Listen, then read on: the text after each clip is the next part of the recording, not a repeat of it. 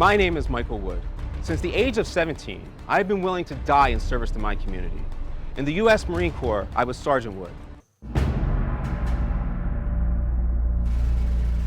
Michael Wood spent 11 years in the Baltimore Police Department. Michael Wood is a very honest individual. He was not liked by the Baltimore City Police because he didn't play the good old boy network game.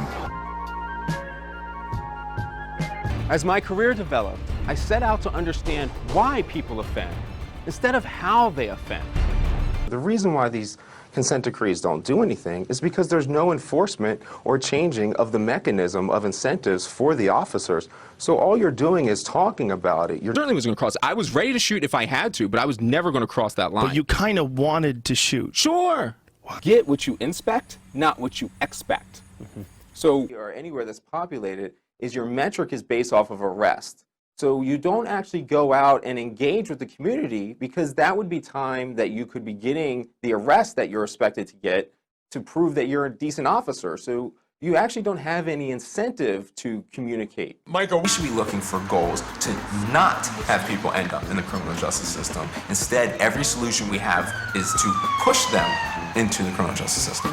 It should not be up to Jeff Sessions to determine how Baltimore Police Department operates. It should be up to the residents of Baltimore. Jeff Sessions doesn't know anything about policing, never has and never will. I want to read a quote that you gave the Washington Post, which struck me. You said, "When you work in policing, you're inundated early on with the us versus them mentality. It's ingrained in you that this is a war, and if someone isn't wearing a uniform, they're the enemy. It just becomes part of who you are, of how you do your job." What I'm trying to say is that we are looking at people who are doing nothing new, and if we focus on the actions, then we can fix the things for next time. Because when you focus on people, we end up thinking we can chop the head off, they put a new person in and something will change. But if we don't focus on the methodologies and the institutions, then we will be put them in a prison cell, do the paperwork, go back out and do it again. So what we really need is to change the incentives and disincentives so that no matter what the role, we're still going towards that objective that actually serves. More occupation, more vehicles, if your answer continues to be violent, because we have to understand that everything about policing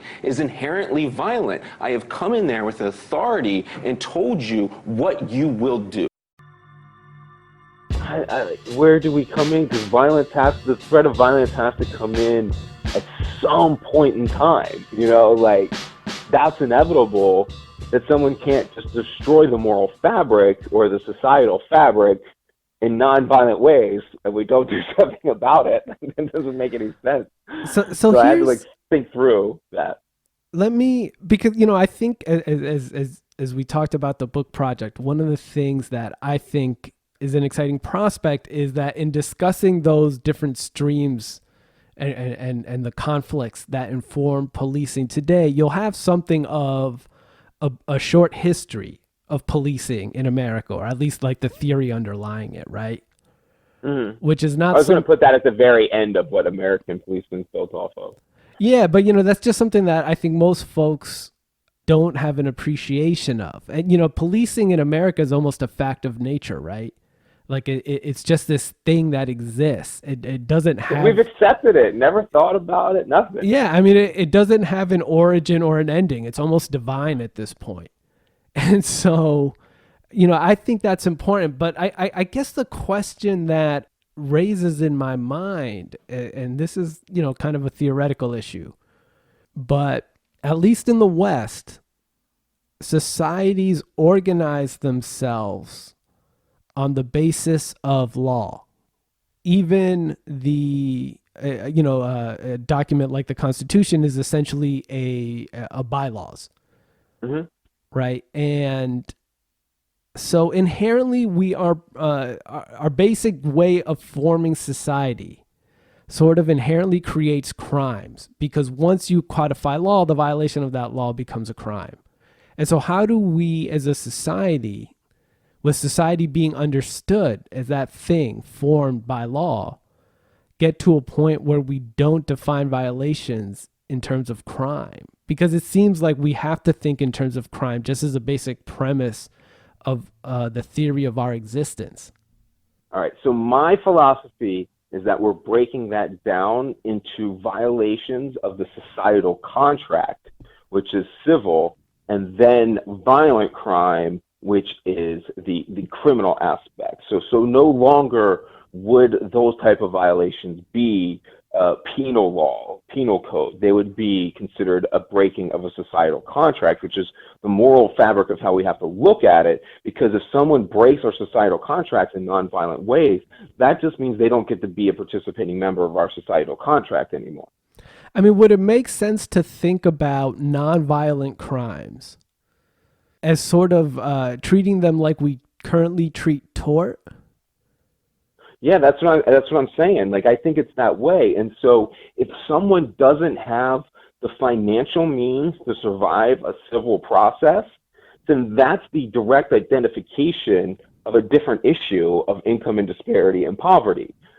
And then if they do have the resources to fight a normal civil issue, well, then Fuck they that can guy. fight their civil issue. Yeah.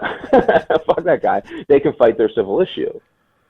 You know, Yeah, like, no, I don't know. definitely. I still got to continue to lay it all out, but that's basically where I am right now in trying to find the solution to that. So right now, I am halfway through, almost halfway through his writing and disagreeing with. And I tell you what, man, the truth of peeking behind curtains and being critical. Like, I haven't gotten into this and really like held it to its own standard of like a peer review. Sure. And boy, I'm ripping it apart now that I got into it of something that I thought was really solid.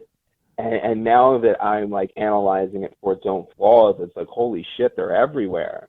And a lot of it is predicated on things like personal responsibility, which like I got to put in here, you know, I don't believe in personal responsibility. I don't think there's free will. There is not an evidentiary case for free will. You cannot base a society off of a premise such as personal responsibility and free will that have zero evidence for their existence. I mean, do you think the effectiveness of cognitive behavioral therapy speaks to not the theological concept of free will, which is essentially what we're dealing with when we talk about free will in our context, but something akin to that idea, right? Because no, I think the success of psychology field and cognitive therapy is absolute evidence that there is no free will, because otherwise those influences would be completely ineffective.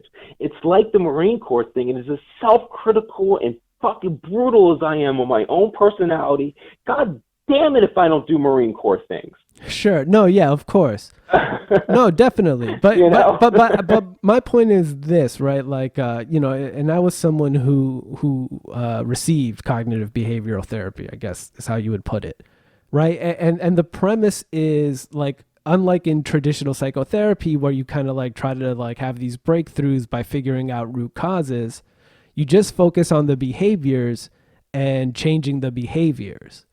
And yeah, it takes time and a lot of effort, but behaviors that you seem to not be able to control, you know, with time and practice, you can come to reorient yourself, which is not exactly the same as free will. It's not as simple as like you have a good choice and an evil choice, and you make one or the other freely, because the simple truth is, like you've mentioned, that our biology and our neural pathways, right? So like when we're habituated to reacting in a particular way to a particular situation or a particular trigger, right? Our neural pathways are set in such a way that like your mind just shortcuts to that reaction. And it takes time to train the brain to not do that, right? And so, you know, we're still talking about a physiological process, but it's simply to say that if you're at a point where you feel like certain behaviors or reactions are not leading to great outcomes through work, through training, you can alter the way you react to those situations. And that speaks to, it's not the traditional idea of free will, but it's something like the possibility of it. I'm still going to disagree, because what I'm saying is that those are experiences. And No, of those course. experiences have the influence on you that you cannot control. So even the possibility of someone hearing us and having that change them, like that was predicated upon their lack of free will, in that I would say those words that would spark the idea in their mind to actually do the cognitive therapy, and then the actual doing it is another experience which reinforces muscle memory, which you're saying is true.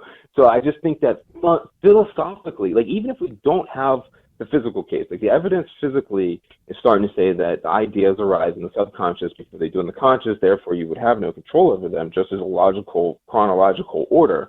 But even if that's not true, I don't care. Like philosophically, I don't, like philosophically believing in free will would mean that you are saying that if you were born with Saddam Hussein's DNA and exposed to all the exact same environmental conditions of Saddam Hussein, that you would turn out differently. And that is fucking naive. Or that you could turn out differently. No, I would say you cannot turn out differently. You cannot. Like those experiences with your DNA, they're all always going to add up to the same thing. Yeah, so I think that is true, except that I do think that there's an extent to which, because we know that you can retrain yourself, essentially, right? Build a new muscle memory for behaviors. No, you can retrain me. Yeah, but I mean, at least for me, my experience of cognitive behavioral therapy. No, I cannot have it on the board as options unless you or someone else that I am not in control of presents it to me. I must be educated before it even enters the realm of possibility. No, that's true. I mean, you have to be made aware, right? That of these processes or the exercise, whatever. I'm not in control of that. No, and you're not in control of when you learn, right? That you can change these behaviors. Right. So if you don't have any free will, if your multiple choice questions or answers are predetermined for you. But I would argue that in our world, broadly speaking, I don't think this is just a Western idea. Even if it's not couched in terms of the language of free will, there's a general, I think, human consensus that people are responsible for their actions. Which is simply to say wrong. but if we acknowledge that people can indeed change their actions and behaviors, and even if the idea of free will itself is technically wrong, it speaks to the same basic concept that you can indeed change your behaviors, that you're not bound by them. No, you can indeed change other people's behavior. No, I disagree, because the simple truth is, like, in my experience of CBT, it is not the pointing out by other people, right? And in most of these cases, you've come and said, like, these things are an issue, but this is just how I am. And so they can help you, like, in terms of these are the sort of exercises you do, or these are the strategies you employ to begin to turn from the way that you behave. But it's the work you do. If you have to basically, I mean, this becomes your life, and if it doesn't, those behaviors just aren't going to change. So you have to do the work. Because you had insufficient experiences to keep you going down that path. Of course, but that's my point. It's like I have to essentially, you don't control your brain. You don't control the nutrition that went into your brain for a large part of your life, you were not in control of. And that nutrition, which formulated your intelligence and ability to even process any of these experiences, were predicated upon things you weren't in control of. Yeah, but I mean, it would be hard for someone like from my social location to be like, the nutrition that informed my, I didn't grow up in a food desert. I know, but I have to put out my philosophical underpinnings, not what is palatable to people that have a philosophical underpinning that they haven't thought through completely. No, but I don't think that. I mean, I'm not sure that the science is a set as you kind of establish it, and certainly this is hypothesis. No, this is definitely a lot of hypothesis. Philosophically, I cannot accept any arguments for free will. I think that there's just a rebuttal that always comes up that I am completely unconvinced of its existence. Yeah, I mean, I think free will as a concept is not the point here, though. I think the bigger question is if a person... No, it is. No, Wait. Sorry. I'm sorry. If a person can change their behaviors, whether it's because somebody points it out or not, is it fair for society, which relies on adherence to a certain set of norms to function, for it to expect people to alter those behaviors that do not allow them to sort of conform to this broader set of norms, right? And if that message is in society, which in our context it is by way of the narrative of free will, problematic as it is, I think you can argue that society has made this expectation and as such has given you notice of the existence of this possibility, and that you don't get to use your DNA and your limited finite set of experiences as an excuse. That's not to say that society then has to be, use the law as a bludgeon when people mess up, because I think the point you make about punishment not being a deterrent, punishment also isn't a solution, right? Which is essentially what you're saying when it's not a deterrent, because we're trying to deter crime. If anything, the punishment makes it worse. And so I think there's a way to have both ideas operate. Like, I don't know that they're necessarily in tension. Okay, so this is, I think you're coming down to like the point where I care about vengeance and equality. So I don't care that the individual's concept of justice is revenge plus equality. I find that understandable. So what I care about is that we do not codify justice within our systems as what the individual views as justice being revenge plus equality. In our systems, we must have things which are based on fact and reality of what we study and can observe to be beneficial to the strengthening of that societal bond. So whenever we are experiencing something, I don't care if the public says to one another that we have personal responsibility and there's free will involved, great. But the system cannot say that, because it has to treat everything as if that objective truth is that it doesn't exist and that those experiences are what is critical. Because then, I mean, like, these are come down to this foundational knowledges of like Beccaria. One of them is that any law which is confusing is tyrannical. And that's what you end up in. If you are uneducated and don't understand the thing, then the state itself is being tyrannical when you haven't been educated enough to understand, or they haven't convinced you enough that buying into the societal norms is the most beneficial thing for you as an individual. If you don't want to be in the societal contract, then don't be in the societal contract. But it has to be better and has to be perpetually self-improving. But this seems... Does that make sense? No, like, I don't care. I understand where you're coming all from. Society wants to say that. We just cannot, like, there's no science to support that the individual can do something that they have not been provided the tools to do. Even if we want to look at things in a micro, but even in a macro, you just cannot operate without the tools that are in your toolbox, and you are not in control of the tools that are available for your toolbox.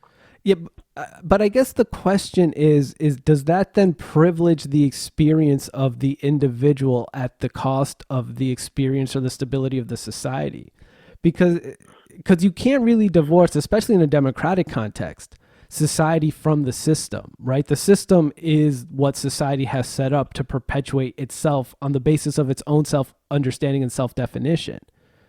And so how can we expect the system, especially if we're going to preserve the sort of democratic aspect of our governance, how do we expect the system to not reflect the values of those who make up the society? And like you said, you know, this idea of, you know, revenge plus equality is essentially a social value in our context. Right.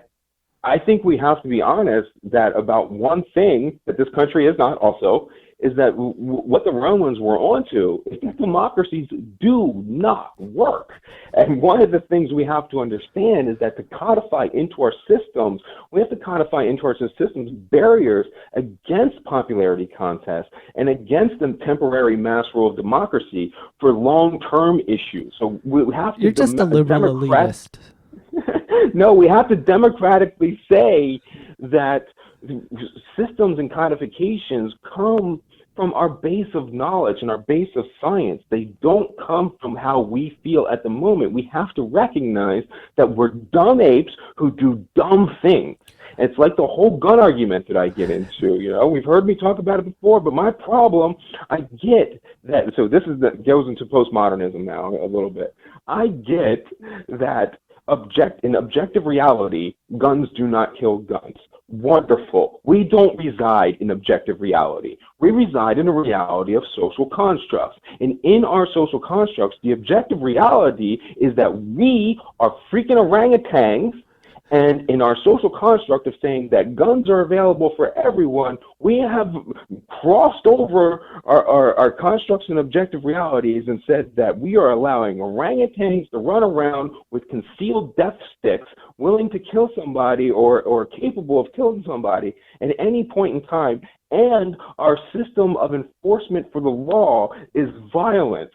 Like, this is the problem, is we cannot have orangutans with death sticks in a system of violence, period. Like, I don't care how you want to think about that. It's never going to work. Yeah, so here's where I disagree with you. I don't disagree with your description of essentially what our natural situation is, despite our self-regard as a species. However, we love ourselves. No, we're really high on ourselves. But in spite of that, there is an extent to which, in a way, what you're articulating is that certain spheres, including the criminal justice sphere, should largely be ruled by technical knowledge, which we know in our history has often been so loaded with biases and problematic assumptions that I don't see how we're in a position to say that we are currently in a period of technical know-how that has somehow surpassed or brought us beyond the possibility of sort of underlying assumptions or biases, essentially influencing both the inputs and the outputs to the extent that we think that we're seeing an objective reality when we've simply created it. And to the extent that's not true, as imperfect as democracy is, and it doesn't guarantee anything like truth, it only sort of guarantees that everyone has some sort of say in the outcome. And I just don't see how we privilege certain sectors over others in a way that doesn't create automatic power imbalance and leaves us, even if it's not the same situation, one with just a similar power dynamic with different characters arranged in different places in terms of the hierarchy. Sure. I would say what always matters is making it better. And sometimes that's just more important than getting it right, is getting it better. But I would also say that my civilian-led policing model is based off of its structure, because I believe that structure to be generically true for anything. So my argument would not be that it would be controlled by elites. My argument is that the systems of government should be operated by the elites, but guided by the equitable representation of the community. That is the only solution that I see at the moment, or the one that I think is best from what has been proposed. Why do you love oligarchy so much? It's not at all. Equitable representation is a direct mitigation against oligarchy. Are you sure? Yes, I'm absolutely sure. If we use the jury pool style with opening the doors for people to get into the system the way we have, and randomly selecting it through those shareholders that matter in the community and are invested in the community, and they guide and direct the elites towards achieving the outcomes that they want. It's like, you got to think the elites are like your liver doctor. And I really just have a real frustration with people thinking that there's some kind of oligarchy or eliteness. It's like, you understand that there is some of this when you go and decide to have surgery on your liver. You're not going to ask Joe the plumber to do surgery on your liver. You're going to go to a member of the oligarchy. You're going to go to a member of the elite. And the members of the elite are part of that is educational. And don't think that us academics and scholars are the elite of society. Maybe we are elitist in our thinkings at times, but our pockets, they tend to be quite empty. So it's not like we're in some different class than everybody else. We are just trying to say that systems and fields need to be operated by people that truly understand and have researched those fields. And the population, the society, gets to argue about what outcomes they want. How to get there is always going to be in the hands of professionals. You know you want your liver to work well. That's great. But don't tell the liver surgeon how to do the surgery. That's preposterous. With the amount of alcohol I've consumed in my life, I can't assert for a fact that I want my liver to work well. But otherwise, that's an episode. This has been another episode of Nuance, a production of On Background Media Incorporated for StayUp.News. Intro and outro music provided by Baltimore's God Sense Beats.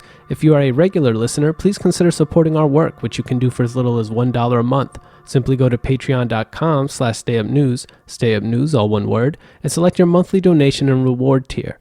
Again, that is patreon.com/stayupnews. On behalf of myself and Michael Wood Jr., thank you again for listening.